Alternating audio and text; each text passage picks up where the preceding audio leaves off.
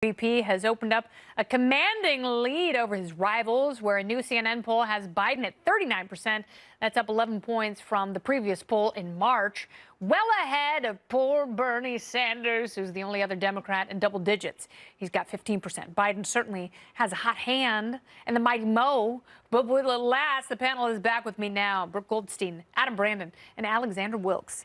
Brooke, I will start with you because this is an interesting time. He does have momentum. Can Joe Biden keep it, or does he face the slings and arrows of 24 other campaigns that are going to railroad him right out of the race? Right. The latter. I think it's only natural that when somebody, enters a race, that they get a boost in the polls. I think that's what normally happens. And the only way to go for him, I think, is down. Unfortunately, as you point out, for that's what him, happened with Hillary Clinton. Exactly. And, nobody has unleashed their attacks on him yet. Bernie hasn't.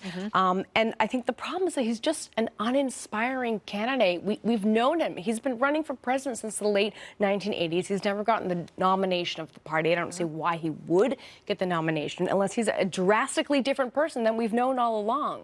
And if Al Gore had run in 2004 and sort of ran against George W. Bush's bad economy, that might have boded well for him then. But Joe Biden has a harder time doing that now because the Obama-Biden economy was pretty stagnant at best. And I'm sure, they would like to take credit for some of the economic blossoming that's happening now.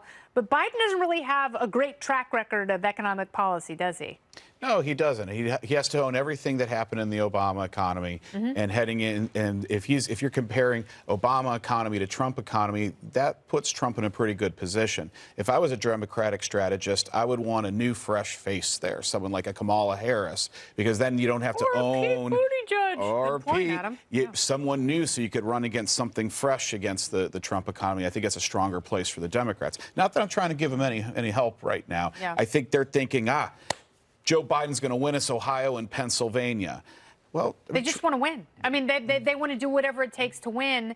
Is Joe Biden what it takes to win? I think I would agree with Brooke that he gets this initial bump, because he's coming to the race. He has such high name ID. That being said, what I saw going on this week and last week in the lead up to all of this is that he was having trouble sort of shaking off that rust, if you will. I mean, whether it was getting bogged down in Anita Hill or, just wait for it. He's going to get bogged down for eulogizing, Strom Thurmond. He's going to get bogged down for teaming up with Robert Byrd on segregationist legislation. So he's going to have problems, and I think that this whole mystique of the Joe Biden working class support, I think is sort of belied by the fact that he was endorsed by the firefighters union, but sort of the bigwigs, right? I think the president's right. I think the members. That's what happened in 2016. Leadership voted for Hillary Clinton. Rank and file voted for President Trump.